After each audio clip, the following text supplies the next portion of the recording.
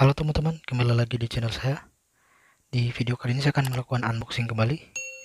Ini adalah SSD generasi keempat, yaitu brand dari PNY. Brand ini mungkin jarang terdengar di telinga teman-teman karena dia baru masuk di Indonesia juga ya. Tapi brand ini sudah berdiri sejak 30 tahunan. Ini brand asal Amerika. Selain itu, brand ini bukan hanya memfokus memproduksi SSD, dia juga memproduksi VGA dan RAM. Kalau RAM yang saya pakai juga PNY, bisa teman-teman cek di review PC saya sebelumnya. Alasan saya membeli SSD ini, pertama dia sudah generasi 4 dan diklaim untuk kecepatan read-nya itu 5600 dan write-nya itu 4300. Nanti saya akan coba benchmark ya, teman-teman. Dan alasan kedua saya membeli SSD ini, kalau teman-teman sempat nonton unboxing saya memakai PNY juga yang CS30 berapa ya? Tipenya itu 1031. Sorry teman-teman, 1030 apa 1031 itu masih generasi 3 dan untuk ukurannya itu hanya 256 GB, itu sangat kecil. Itu tidak akan cukup untuk penggunaan saya untuk main game. Makanya saya upgrade ke generasi 4 dan ukurannya ini yang 1 TB ya teman-teman. Kalau nggak salah ini di sistem kebacanya hanya 930 GB. Dan untuk alasan kedua kenapa saya membeli SSD ini tergolong murah ya teman-teman. Bisa teman-teman cek bandingkan dengan brand-brand lain, apalagi yang generasi 4, ini sudah tergolong sangat murah.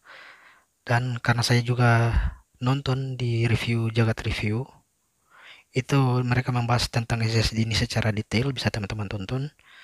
Ini sangat menarik ya untuk SSD yang generasi 4 ini CS3040. Dan SSD ini saya juga sering lihat sering dipakai di PS5 ya teman-teman. Dan ini SSD-nya, dan bisa teman-teman lihat ini adalah PC saya, ini adalah proses pemasangan SSD NVMe-nya. Dan saran saya kalau teman-teman mau pakai SSD ini minimal harus ada heatsinknya, karena saya memakai motherboard dari ASRock yaitu B660 Pro RS. Dia sudah punya heatsink bawaan, jadi saya tidak membeli heatsink lagi teman-teman. Dan alasan kedua kenapa harus pakai heatsink, karena SSD ini kecepatannya sampai 5000-an. Makanya untuk menjaga performanya kita harus pakai heatsink ya, karena ini agak lumayan panas ya.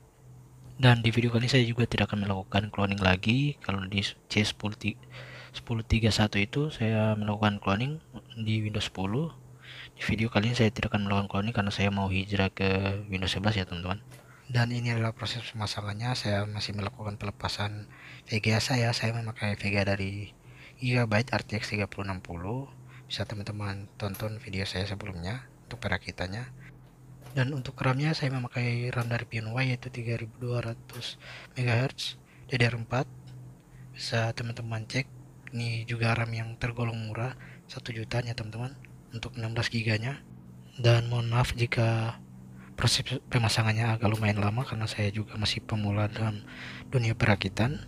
Bisa teman-teman skip kalau tidak suka dengan proses pemasangannya agak lama. Kalau saya juga mengejar durasi ya teman-teman. Sebenarnya untuk penyimpanan di komputer ini teman-teman lumayan banyak, tapi yang paling gede itu hanya harddisk. Teman-teman tahu sendirilah kalau pakai harddisk untuk sistem kita itu pasti akan sangat lambat ya. Percuma kalau kita pakai komponen-komponen yang high end tapi masih memakai harddisk teman-teman. Makanya saya memakai yang 1 TB yang generasi 4. Dan untuk komponen-komponen itu sendiri saya memakai harddisk itu harddisk free dari tokonya 500 GB, dan copotan dari laptop juga ada yang 500 GB.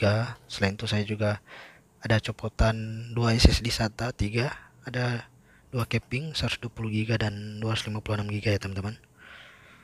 Dan 2 SSD NVMe yaitu generasi 3 dan generasi 4. Ini sudah cukup buat saya untuk penyimpanan dan juga main game ya teman-teman. Dan ini dia teman-teman untuk kedua SSD-nya generasi 3 dan generasi 4. Karena motherboard ini support NVMe generasi 3 dan 4, saya pakai dua-duanya. Generasi 4-nya yang saya pakai heatsink. Kalau generasi 3-nya itu yang warna biru itu lumayan adem ya teman-teman, itu nggak perlu teman-teman pakai heatsink. Dan untuk harga dari SSD ini saya dapatnya di harga 1.950.000 teman-teman. Kalau di official store-nya PNY itu saya cek harganya 2 juta lebih kalau nggak salah ya. Ini saya beli di toko lain. Di situ harganya lumayan terjangkau di 1 jutaan. Nanti untuk link pembeliannya saya akan lampirkan di kolom deskripsi, bisa teman-teman cek ya. Dari segi backingan nih sangat aman ya, bisa teman-teman lihat di awal video saya. Dia dilapisi bubble wrap yang sangat tebal ya. Dan untuk garansinya kalau dari PNY itu 5 tahunan kalau nggak salah, saya sempat baca ya. Kalau dari segi barang ini sangat aman, hanya saja saya terkendala dengan pengirimannya kemarin. Barang ini nyampenya di saya itu 2 mingguan ya. Kalau biasanya itu di luar Jawa pengirimannya ke saya itu 4 sampai 5 hari, ini nyampenya 2 mingguan. Selain itu aman-aman saja. Dan ini proses pemasangan SSD generasi 4-nya sudah selesai. Untuk generasi 3-nya saya pasang di bawah karena soketnya di bawah situ. Ini saya akalin karena saya tidak dapat skru gratis atau baut gratis. Itu saya copot skru dari laptop yang sudah rusak ya teman-teman. Dan kalau teman-teman ingin tonton video unboxing saya yang PNY generasi 3 ini CS30 1031 ada di video saya sebelumnya ya teman-teman. Nanti saya akan cantumkan juga di kolom deskripsi. Dan ini proses penginstalan Windows 11-nya. Saya tidak cloning lagi karena ingin memakai Windows 11 ya teman-teman. Dan ini pengujiannya ya di benchmark. Untuk rate-nya kita dapat di 5.000-an. Ini agak beda ya dengan klaim dari PNY yaitu 5.600, tapi nggak apa-apa, yang penting masih 5.000-an. Itu juga sudah sangat bagus. Dan rate-nya itu hampir nyampe ya, di klaimnya itu 4.300 dan saya benchmark itu 4.200 lebih kalau nggak salah. Dan itu adalah proses copy data 16 GB game Tomb Raider ya. Dia dapat di 11 detik untuk game 16 GB, dan mungkin hanya itu yang bisa saya sampaikan teman-teman. Semoga video ini bermanfaat. Jangan lupa untuk like, komen, dan subscribe teman-teman. Thank you.